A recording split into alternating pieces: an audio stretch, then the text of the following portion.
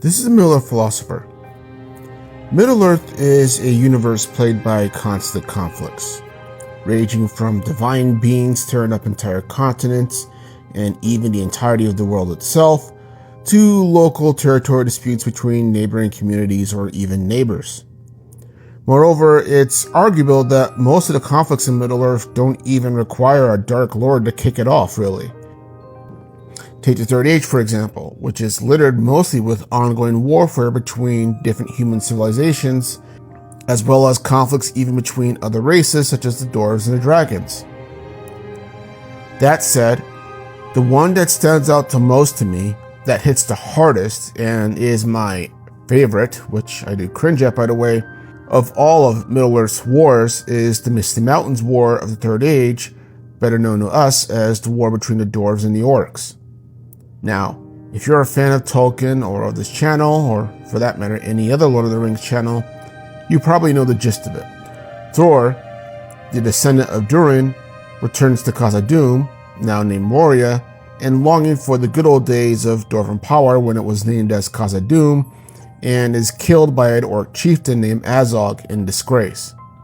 His surviving son, Nain, spreads word of this treachery to all the populations of their people across the world, and they eventually gather together in the Misty Mountains to wage an excessively brutal campaign to completely exterminate the orcs in revenge for the humiliation of the descendant of Durin, finally culminating in the Battle of Azanulbazar, or at the Gates of Moria. Now, the Misty Mountains War didn't destroy continents or divine powers battling long centuries over powerful magic jewels or trees or world domination. There isn't even whole books or even chapters devoted to its telling, really. Nor does it involve races that represent perfection or some sort of ethereal sense of existence, or, for that matter, even battling for the control of Khazad-dûm itself. But, despite all this particular war connected very much with me because so little is said about it. And yet, so much is imparted in the little descriptions that we are given that it easily conveys that this war was unlike any other in the Legendarium before or since. And I honestly wish that more had been written about it. I suppose this lack of information is because of the fact that Tolkien much preferred his divine spirits and their pointy-eared elvish princelings, and then men after that to any other races. I'm not saying out of disrespect, but he does literally write the Dwarves as being created as an afterthought when Ale created them in an attempt to make something of his own, and Uru only giving him life as an act of mercy, basically. To be fair, the Dwarves do play major parts in the history of the world, but there's also the fact that Tolkien was primarily writing The Lord of the Rings as the waning years of the ancient world from the previous two ages. So, unfortunately to me, it doesn't seem like they get a lot of page time with the exception of The Hobbit and the annals in Return of the King. This is one of the reasons why I like the Hobbit trilogy so much, and yes, to a degree, even the Dwarves' portrayal in Rings of Power.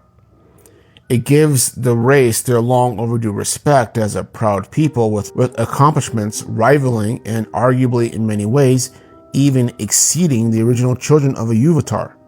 Don't tell Uru that.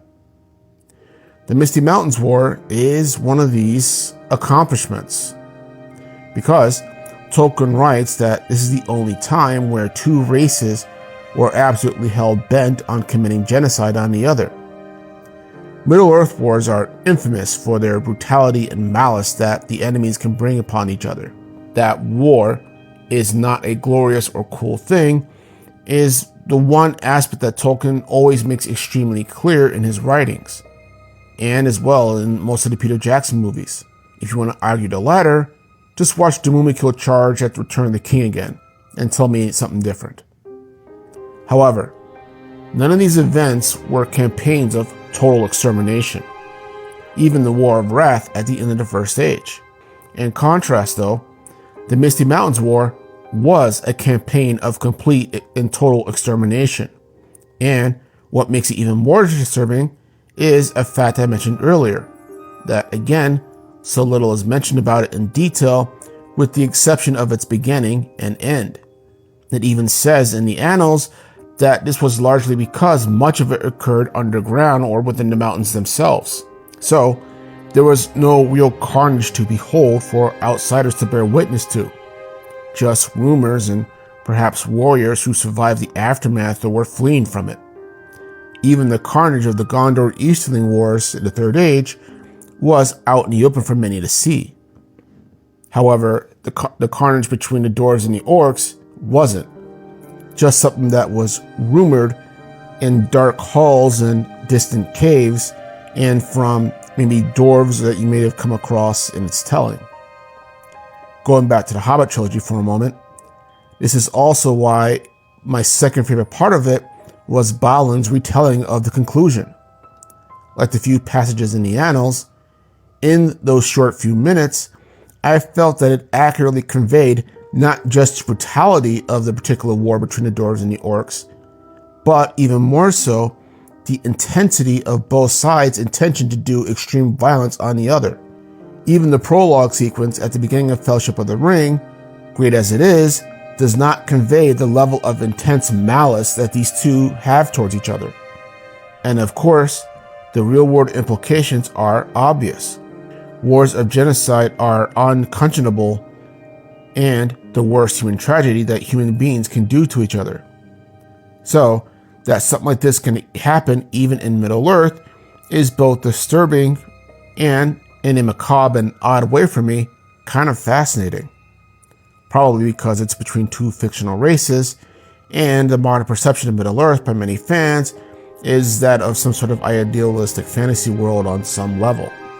That even though many of us, whether we're coming into it from the books, the movies, or even in some of the shows, perceive it as this kind of idealistic world with some wars, that there was one conflict in particular where one was trying to literally wipe out the other from existence, not just try to control the world or rule over somebody, but to wipe every single one of the other race off the face of Middle-earth.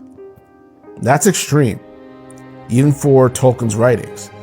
And that's probably why it's so fascinating for me and why the war in the Misty Mountains between the Dwarves and the orcs has such a place in my heart in an odd way. Let me know your thoughts on this below. Otherwise, this is the Middle-earth Philosopher. Y'all have a good day.